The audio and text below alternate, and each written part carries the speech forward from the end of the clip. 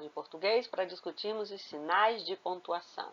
Então, vamos observar as diversas marcas de pontuação do nosso texto. Vamos lá! Estamos diante dos sinais de pontuação, só não estão aí colocadas as aspas, mas estas são as marcas de pontuação que a gente tem nos textos de língua portuguesa.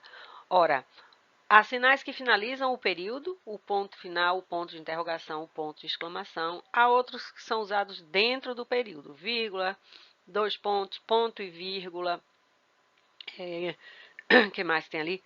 Parênteses, travessão, reticências podem ser marcas de fechamento e, às vezes, de interrupção. Então, a gente não pode estabelecer que as reticências finalizam sempre os períodos, tá? Pensemos a vírgula no interior das orações. Neste primeiro momento, nem é oração. Na separação do local e da data, nós vamos usar a vírgula, ou seja, para esta separação, localidade, data, quando precisamos de datações. Também depois dos advérbios sim, não e respostas em início de frase. Então, você gostou do texto? Sim, gostei muito, certo? Para separar termos de mesma função sintática, ou seja, termos enumerados, termos justapostos, termos coordenados. Achava os homens declamadores, grosseiros, cansativos, pesados, frívolos, chulos, triviais.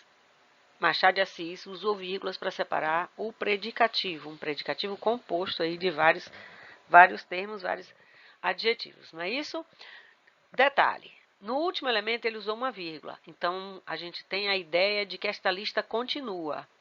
Se, diante do último elemento, nós pusermos uma conjunção aditiva i ou e, como você pronuncia aí, não tem problema, nós teremos uma lista que se encerra. Então, estou enumerando, uso uma vírgula antes do último elemento, dou a sensação, dou a ideia, melhor dizendo, de que a lista continua. Se coloco uma conjunção aditiva à frente do último elemento, dou a ideia de que a lista se encerra. Para separar o vocativo é o chamamento. Então, por que foges assim, barco ligeiro? Por que foges do pave do poeta? Então, barco ligeiro é a palavra que eu uso para invocar. Ó lanchas, Deus vos leve pela mão. De novo, um vocativo, neste caso usando o ó, não tem problema, mas vocativo é sempre um chamamento, sempre separado por vírgula. Isolar o aposto explicativo. José Saramago, único escritor de língua portuguesa a ganhar o Nobel de Literatura, faleceu em 2010.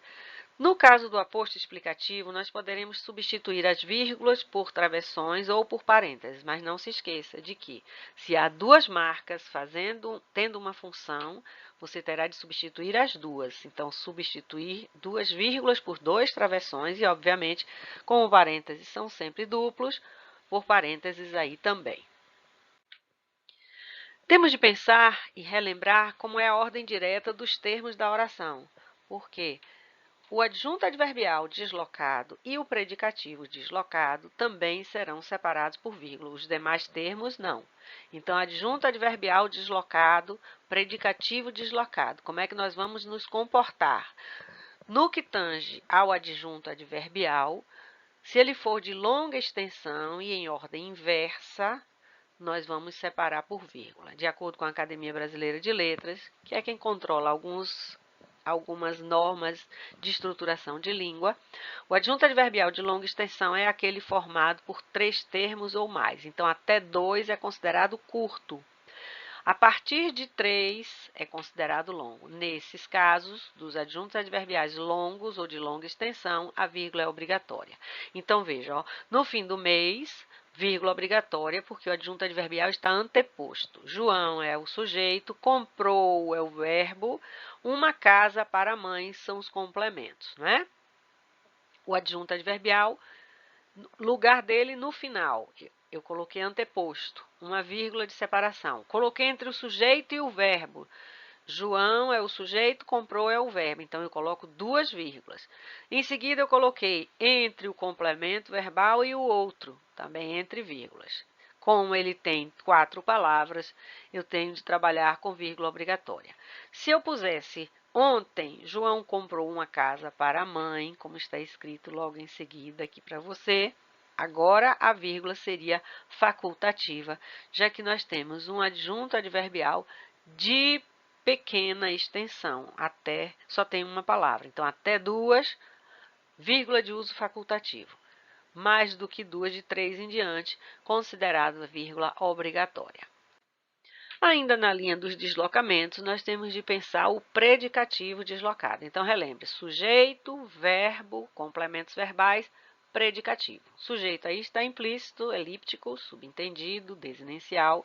Então, devemos conservar o que, complemento verbal, nosso quarto. Aí viria o predicativo, arrumado. Eu antepus, então, arrumado, nós devemos conservar nosso quarto. Adjunto predicativo deslocado, antes de eu seguir para a supressão ou omissão de verbo, ele não tem a história do adjunto adverbial de ser de pequena extensão ou curto. Não, adjunto predicativo deslocado deve ser normalmente virgulado, porque senão ele pode se transformar em um adjunto adnominal. Próximo item para marcar a supressão ou omissão do verbo. Luísa sai para o trabalho às 7 horas nos dias de semana. No sábado, sai às 9 horas. Então, o verbo está implícito ali, não é? Subentendido. Atente para o ponto e vírgula, porque se o verbo subentendido está marcado pela vírgula, eu devo usar outra marca na separação das orações. É o que a gente chama de hierarquia das pausas. Uma pausa maior é separar uma oração da outra, uma pausa menor é separar um termo. Por conta disso, a gente deve usar o ponto e vírgula na separação das orações, mas a vírgula não ficaria errada, tá? Para isolar certas palavras e expressões explicativas, corretivas, conclusivas, ele viajou no dia 18 de julho, aliás, junho, ou seja, uma correção do mês ali, eu digo um aliás, ou seja, ou melhor, tudo isso vem entre vírgulas, não com ponto. Cuidado, porque o ou seja aparece muito em textos jornalísticos antecedido de ponto. O ou seja, o isto é, o ou melhor, o por exemplo, são separados por vírgula, tá? Temos de ficar atentos e atentas, porque é um erro grave separar o sujeito do verbo, como eu fiz no primeiro momento. Professores de história levaram as crianças ao museu. Nem pensar. Isso acontece principalmente quando o sujeito é muito grande. As pequenas e médias cidades históricas do interior do Brasil, aí a voz dá um mergulho. Devem, aí a pessoa, no mergulho da voz, acha que vai botar uma vírgula. Não pode separar sujeito de verbo, do mesmo jeito que não pode separar verbo de complemento. E aqui eu insiro nem vírgula, nem dois pontos. As pessoas dizem assim, eu gostaria de... as características, por exemplo, são... Aí bota dois pontos. Não.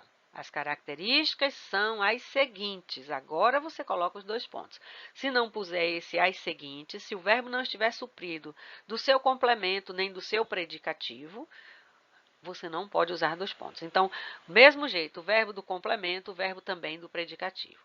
Compramos vários livros, separou aqui de história. Não. Adjunto adnominal separado do nome também não posso, do mesmo jeito não posso separar o nome do complemento nominal. Então, esses são os considerados erros graves em utilização de vírgula. A vírgula no interior das orações, nós olhamos. Agora vamos para a vírgula que separa as orações. As coordenadas assindéticas, relembre, aquelas que não têm conjunção, são separadas obrigatoriamente por vírgula ou ponto e vírgula, se elas forem longas. Será uma vida boa, nova, começará hoje, não haverá nada para trás. Vírgula separando as três orações. Observe que são três verbos, não é isso? Para separar coordenadas assindéticas, já foi acima, agora vem as sindéticas, e esta vírgula fica antes do conectivo. Cuidado, porque se você puser a vírgula depois da conjunção, depois do síndeto, ele pertencerá à primeira oração, e ele pertence, neste caso, à segunda oração. Então, a Grécia seduzia-o, mas Roma dominava-o. Então, esse mas pertence à segunda oração.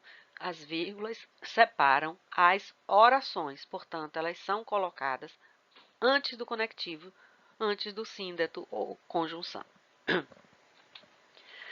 Para separar coordenadas sindéticas ainda, eu vou abrir alguns aspectos para você. No que se refere às conjunções adversativas. Vejamos, o mas é sempre empregado no começo de uma oração antecedido de vírgula. As demais podem vir ora no início, ora após um dos termos isoladas por vírgula, ou seja, o porém, o contudo, o todavia, o no entanto, o entretanto, podem ser deslocados. O mas não admite deslocamento.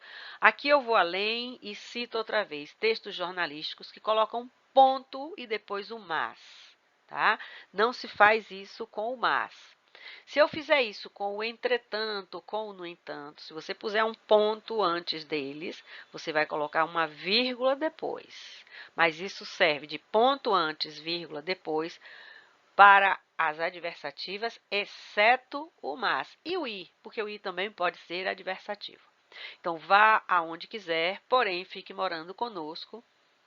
Vá aonde quiser, fique, porém, morando conosco. E, no caso, esta primeira vírgula pode ser substituída por ponto e vírgula.